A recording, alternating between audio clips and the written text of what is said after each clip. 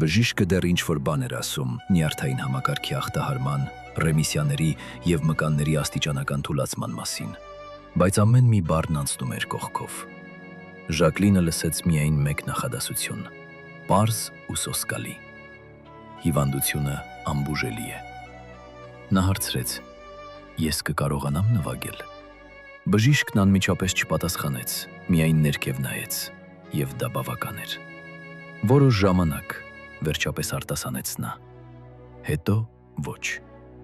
Այդ որոշ ժամանակը կախվեց օդում, որպես մահապատժի հետաձգում։ Տանը նա մինչև ուժասպառ լինելը մարզվում էր, մատները փաթաթում էր վիրակապերով, որպեսզի ֆիքսի դրանք, իսկ աղեղը ձեռքից բաց չէր թողնում նույնիսկ գիշերը։ Բայց մարմինը ավելի ու ավելի քիչ էր ենթարկվում։ Վերջին համերգը տեղի ունեցավ Լոնդոնում։ Royal Festival Hall-ը լեփլեցուն էր։ Մարդիկ եկել էին տեսնելու լեգենդին, չիմանալով, որ սա վերջաբան է։ Հնչեց Էլգարի կոնցերտը, այն նույն գործը, որը 8 տարի առաջ նրան անմահացրել էր։ Առաջին տակտերը զգույշ էին, դանդաղեցված, հանկարծ կեղծ հնչյուն։ Այնուհետև աղեղը դիպավ լարին ու լռեց։ Ժակլինը նայեց իր ձեռքերին, մատները օտար էին։ Նա հասկացավ, սա սխալ չէ, սա վերջն է։ Նա վեր կացավ և դանդաղ քայլեց դեպի ելքը։ Դահլիճում քար լռություն էր, ոչ ոք չէր ծափահարում, ոչ ոք չէր շնչում։ Կուլիսներում բարեմբոյմը հարցրեց. ինչու հեռացար։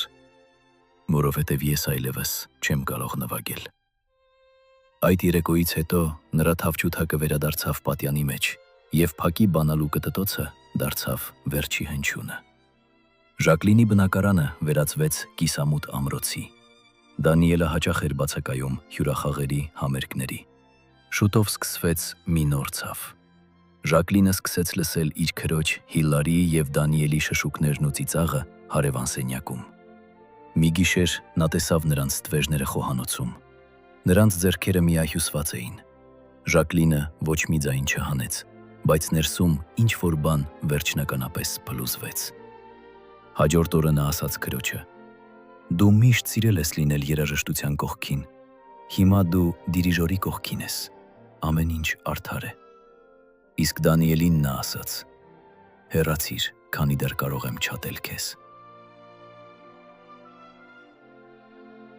1980 թվականին Ժակլինը կորցրեց տեսողությունը։ Աշխարհն այժմ գոյություն ուներ միայն հնչյունների միջոցով։ Նա լսում էր աշխարհը որպես պարտիտուրա։ Մի անգամ հարցրին. կարոտում եք բեմը։ Նա ժպտաց. ես կարոտում եմ ինձ։ 1987 թվականի հոկտեմբերի 19-ի վաղ առավոտյան տանը տիրեց լռություն։ Նրա սենյակում պտտվում էր ձայնապնակը, Էլգարի կոնցերտը։ Երբ երաժշտությունը ավարտվեց, Ժակլինը արդեն չկար։ Նա պառկած էր հանգիստ, դեմքին թեթևակի ժպիտ։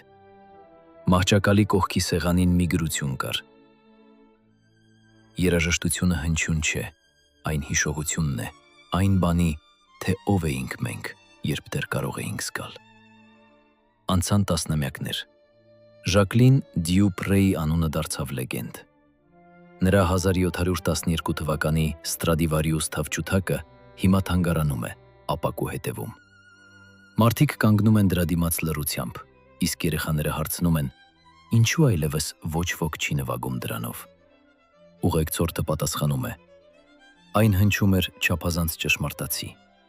Ժակլինից հետո ոչ ոք չի կարող ստիպել նրան երգել այլ կերպ։ Քանի դեռ աշխարհում ինչ-որ մեկը միացնում է 1965 թվականի ձայնագրությունը և շնչում առաջին տակտերի հետ միասին, Ժակլին Դյուպրեն կապրի ու կխոսի այն նույն ոսկե ձայնով, որից սկսվում է լռությունը։